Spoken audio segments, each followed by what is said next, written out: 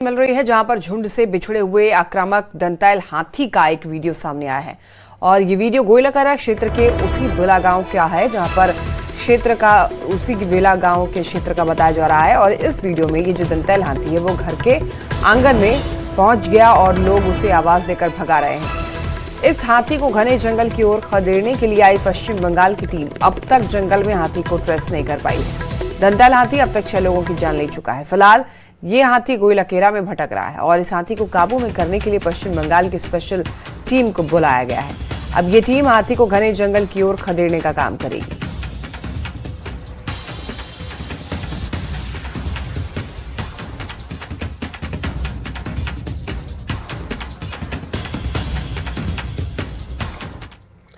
तो देखिए, चाईबासा से ये खबर है जहां पर चाईबासा के गोइलाकेरा क्षेत्र में आक्रामक दंतैल हाथी ने फिर से उत्पात मचाया और बीती रात को हाथी ने सुआ गांव में घर में हमला कर एक ही परिवार के 3 लोगों को मार डाला। मृतकों में पिता के साथ 2 बच्चे हैं, एक बच्ची भी घायल है। अब तक 9 लोगों को ये मौत के घाट दंतैल हाथी उतार चुका है। रुपेश प्रधान हमारे साथ न्यूज 18 संवाददाता फोन लाइन पर। रुपेश, हाथी का आतंक लगातार देखने को मिल रहा है, क्या अभी हालात वहां? जी देखिए, ये दंतैल हाथी जो झुंड से अपना भटका हुआ है, लगातार प्रतिदिन लोगों को अपना शिकार बना रहा है और अब तक बीती रात तक 9 लोगों की जान ले चुका है। अलग अलग गांवों में कल तक वो 6 लोगों की जान ले चुका था और बीती रात को करीब 8-9 बजे के आसपास गोइलाकेरा क्षेत्र में ही आराहासा पंचायत क्षेत्र में एक गांव में उसने हमला कर दिया और एक झोपड़ी नुमा मकान में सोए हुए एक परिवार पर वहां पर हमला कर 3 लोगों को, एक व्यक्ति और 2 बच्चों को उसने कुचलकर मार डाला। एक और बच्ची भी उस परिवार की घायल है गंभीर रूप से, जिसके सिर में चोट लगी है और उसे राउरकेला रेफर कर दिया गया है। लोगों में वन विभाग के प्रति अब नाराजगी बढ़ती जा रही है क्योंकि क्षेत्र के लोग लगातार जब ये घटना घट रही है तो मांग कर रहे हैं कि इस हाथी को किसी तरह काबू में लाया जाए।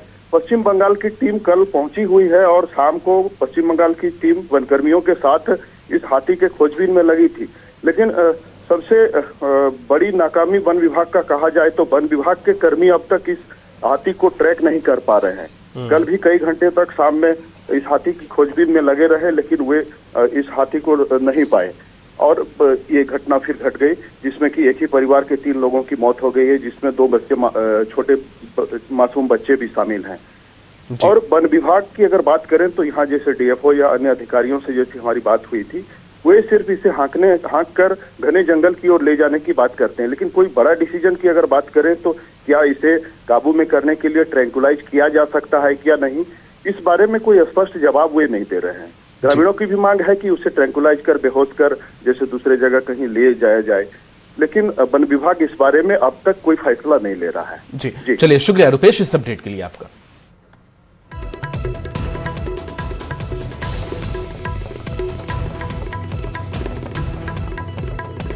रांची के धुरवा से देखिए लापता भाई बहन का अब तक सुराग नहीं मिल पाया है, जिससे लोगों का सब्र भी अब टूट रहा है। अब पुलिस को 24 घंटे का अल्टीमेटम भी दिया गया।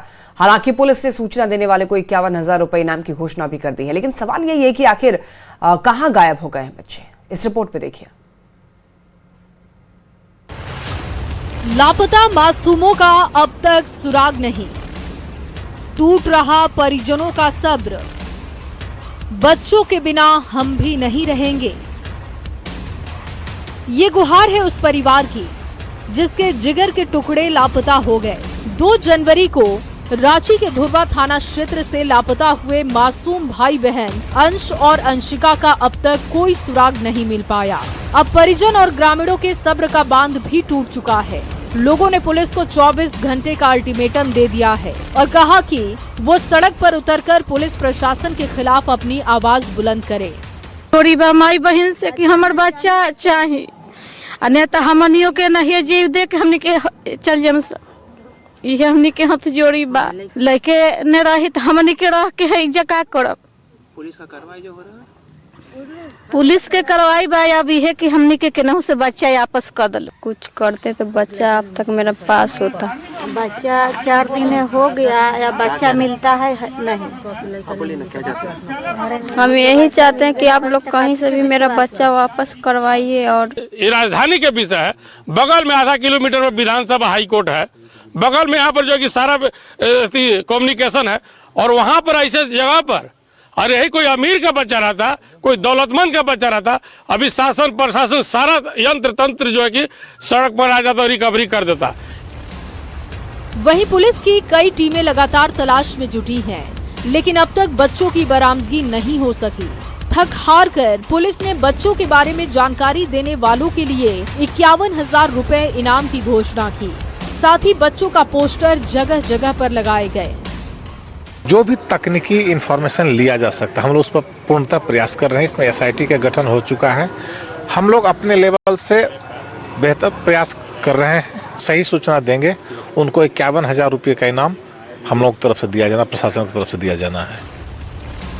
बच्चे कहाँ गए, ये आश्चर्य की बात है, क्योंकि यदि पैसों के लिए बच्चों का अपहरण होता तो फिरौती की मांग भी की जाती, जो कि अब तक नहीं की गई। ये मामला पूरे शहर में चर्चा का विषय बन चुका है। पुलिस पर दबाव है कि जल्द से जल्द बच्चों को सुरक्षित बरामद करे। कि कब तक ये बच्चे जो हैं वो अपने सुरक्षित उनकी घर वापसी हो पाती है, कब तक वो अपने अभिभावकों से मिल पाते हैं, तमाम चीज़ों को लेकर प्रशासन भी पूरी शिद्दत से जुटी हुई है। रांची से न्यूज़ 18 के लिए ओम प्रकाश। और देखिए, पिछले 50 वर्षों से अधर में लटकी उत्तर कोयल नहर परियोजना से किसानों को जल्द ही पानी मिलने के आसार हैं। नवंबर में औरंगाबाद में हुई PM की जनसभा में इसकी चर्चा किए जाने के बाद नहर के निर्माण कार्य में तेजी आ गई है। जून 2026 तक इसे पूरा करा लिए जाने का लक्ष्य निर्धारित किया गया है, जिसके बाद सूखे की मार झेल रहे झारखंड के पलामू, गढ़वा, लातेहार के साथ बिहार के औरंगाबाद और गया जिले की करीब 1,25,000 हेक्टेयर भूमि यहाँ पर सिंचित हो जाएगी। परियोजना का निर्माण कार्य अब युद्ध स्तर पर जारी है। निर्माण को पूरा करने के लिए 4,000 करोड़ से ज्यादा की राशि स्वीकृत की गई है। केंद्र से हरी झंडी मिलने के बाद औरंगाबाद और गया जिला प्रशासन की ओर से भूमि अधिग्रहण में आ रही अड़चनों को लगभग दूर कर लिया गया है।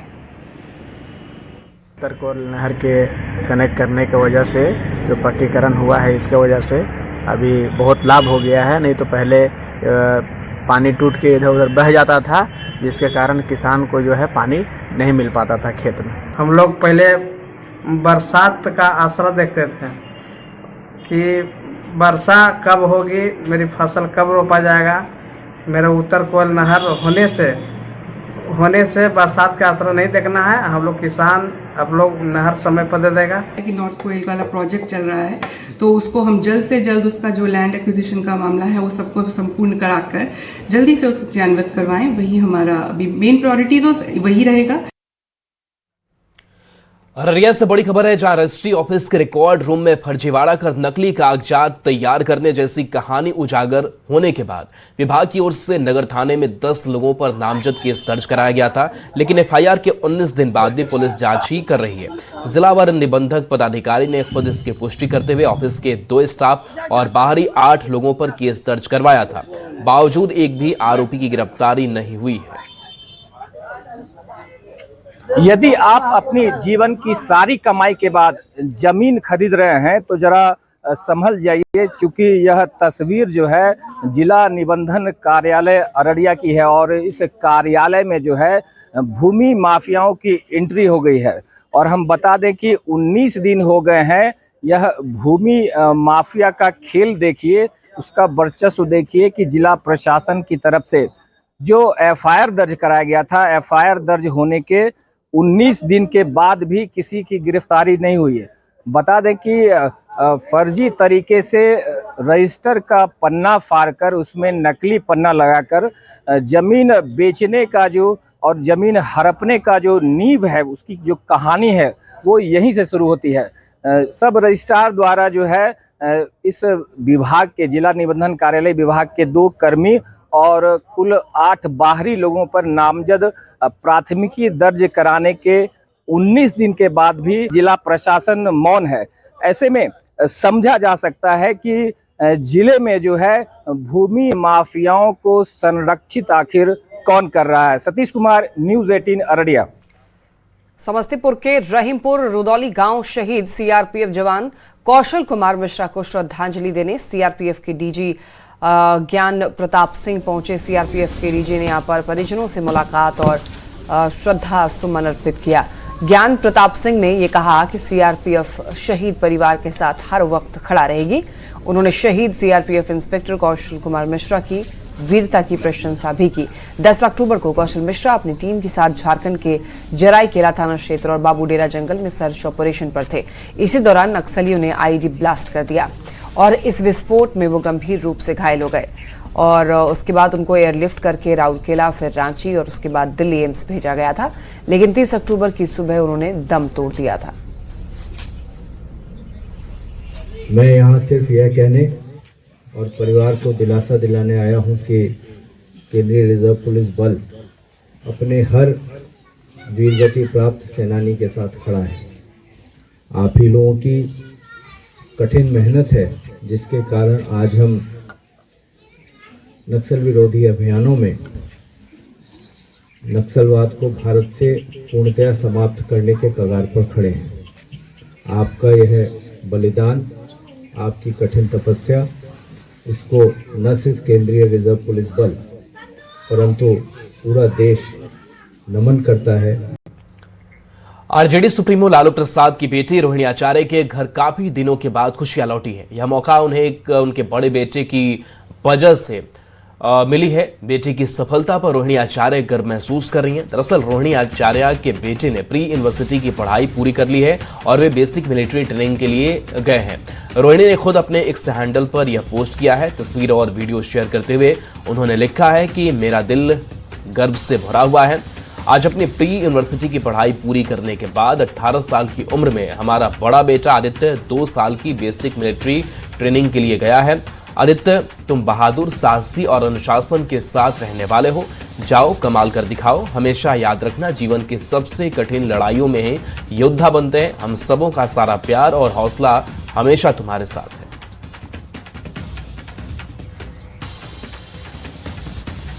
भारत की सांस्कृतिक चेतना के लिए बेहद खास है। प्रधानमंत्री नरेंद्र मोदी ने एक भावुक ब्लॉग लिखकर देश के पहले ज्योतिर्लिंग भगवान सोमनाथ मंदिर की महिमा और इसके पुनर्निर्माण के संघर्ष को साझा किया। पीएम मोदी ने बताया कि कैसे सोमनाथ मंदिर भारत के अजय संकल्प का प्रतीक है, जिसे कई बार नष्ट किया गया, लेकिन हर बार ये और अधिक भव्यता के साथ उठ खड़ा हुआ। देखिए रिपोर्ट।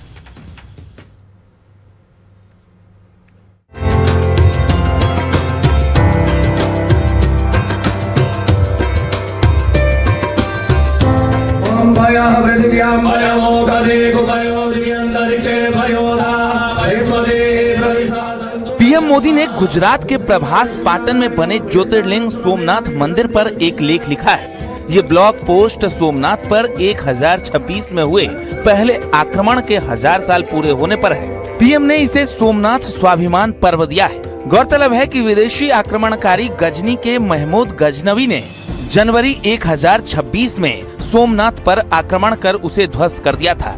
पीएम मोदी ने अपने लेख में लिखा कि यही सोमनाथ मंदिर, जो करोड़ों लोगों की श्रद्धा और प्रार्थनाओं का केंद्र था, विदेशी आक्रमणकारियों का निशाना बना, जिनका उद्देश्य विध्वंस था।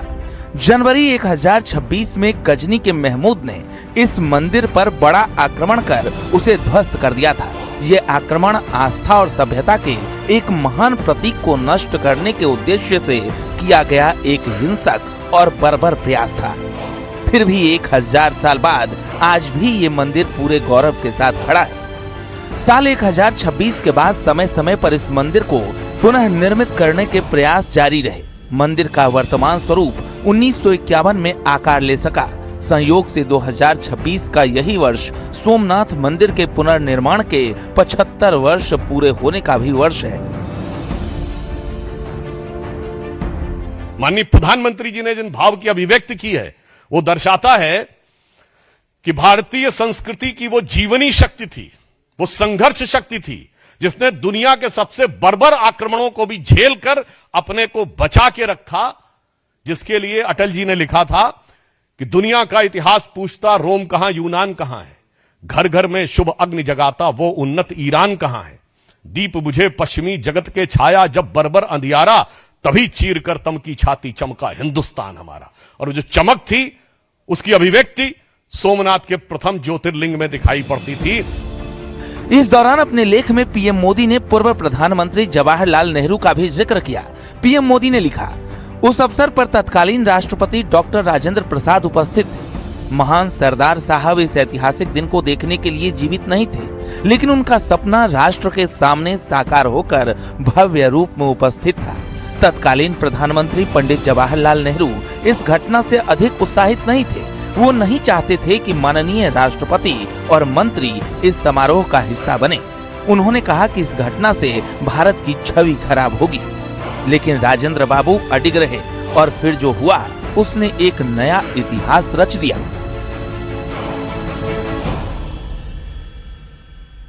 इतिहास में पढ़ाया जाता है कि साहब जो कुछ मोहम्मद गजनी ने किया सोमनाथ पे, वो तो केवल पैसा लूटने के लिए किया था। उसका कोई धार्मिक भावना से लेना देना नहीं था। और इतना ही नहीं, और इसका स्रोत कहां से आता है? पंडित जवाहरलाल नेहरू की डिस्कवरी ऑफ इंडिया। जो मूल एडिशन 1948 में छपा है उसमें 161 और बाद के एडिशन में 240 के आसपास आ जाता है, तो पेज नंबर वेरी कर सकता है, पर आप जाकर चेक कर सकते हैं। वो कहते हैं Mahmud was far more a warrior than a man of faith. वो कहते हैं कि वो देखकर इतना अभिभूत हो जाता, कहता लगता ही नहीं इतनी सुंदर मूर्तियां और सुंदर मंदिर और सुंदर भवन मनुष्यों के बनाए हुए हैं, तो जिन्न के बनाए हुए हैं। और कहते देखिए जवाहरलाल नेहरू जी कहते हैं कि महमूद गजनी कितना कला का प्रेमी था। प्रधानमंत्री नरेंद्र मोदी ने सोमनाथ मंदिर पर अपने भावुक ब्लॉग में कहा कि सोमनाथ मंदिर का दोबारा खड़ा होना भारत की अदम्य आत्मा का प्रतीक है। उन्होंने कहा कि सोमनाथ की कहानी विनाश की नहीं बल्कि राष्ट्र की अटूट जिजीविषा की गाथा है। Bureau report, news 18। बांग्लादेश में इंदौर की अदालत में पेश हुए निकोलस मादुरो ने खुद को बेगुनाह बताया है। सोमवार को उन्होंने जज के सामने दावा किया कि वह अब भी वेनेजुएला के राष्ट्रपति हैं। मादुरो के वकील ने साफ किया कि वे फिलहाल जमानत की कोई मांग नहीं कर रहे। मादुरो और उनकी पत्नी सिलिया फ्लोरेस जेल की वर्दी और वीडियो में नजर आए। दोनों ने नार्को टेररिज्म और ड्रग्स तस्करी के सभी 4 आरोपों को सिरे से खारिज कर दिया। कोर्ट रूम में मादुरो काफी आक्रामक दिखे और कहा कि मुझे काराकस में मेरे घर से अगवा किया गया। जज ने कहा कि मामले की अगली सुनवाई अब 17 मार्च को होगी। सुनवाई के बाद दोनों को दोबारा कड़ी सुरक्षा में जेल भेजा गया। अमेरिकी सेना ने 3 जनवरी को ऑपरेशन एब्सोल्यूट रिजॉल्व के तहत उन्हें काराकस से पकड़ा था।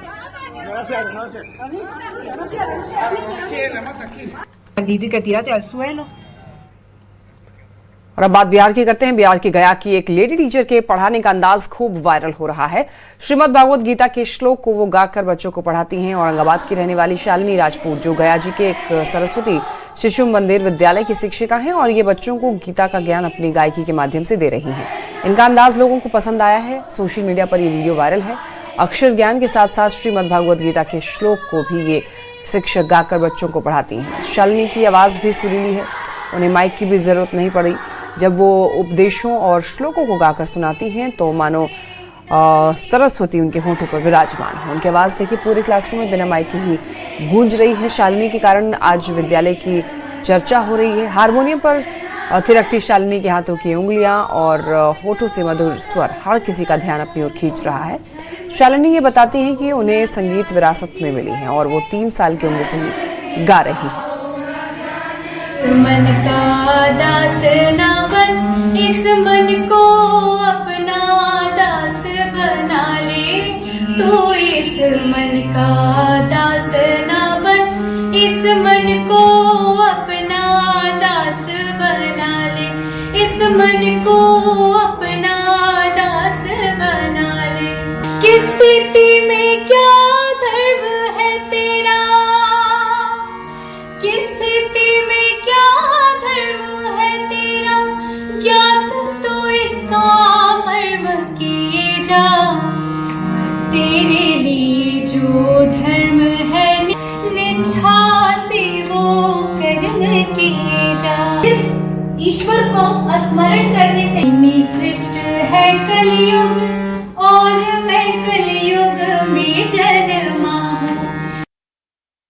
मैंने गीता के श्लोकों का बच्चों के समक्ष एग्जाम से पूर्व, परीक्षा से पूर्व उन्हें सुनाया है, उन्हें प्रेरित करने की कोशिश की है, मोटिवेट करने की कोशिश की है। वही वीडियो अभी निरंतर सोशल मीडिया पर वायरल हो रहा है। आज कलयुग है तो मॉडर्निटी के और ज्यादा बच्चे जाना चाहते हैं, मगर मैं कोशिश कर रही हूँ कि बच्चे श्लोक को जाने, उसे क्योंकि इसमें भगवान श्री कृष्ण अर्जुन को उपदेश देते हैं जो हमें जीवन को जीने की कला सिखलाती है गीता।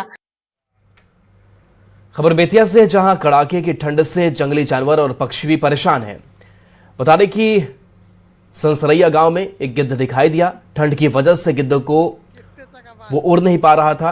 गिद्ध को देखने के लिए लोगों की भीड़ जुट गई। लोगों ने वन विभाग को सूचना दी। वन विभाग की टीम गिद्ध को अपने साथ ले गई।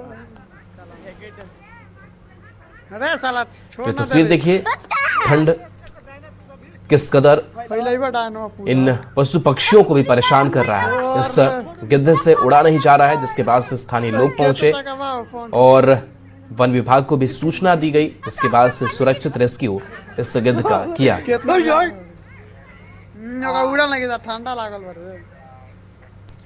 और इसी के साथ इस बुलेटिन में फिलहाल इतना ही। तमाम खबरों के लिए आप देखते रहिए न्यूज़ 18 बिहार झारखंड।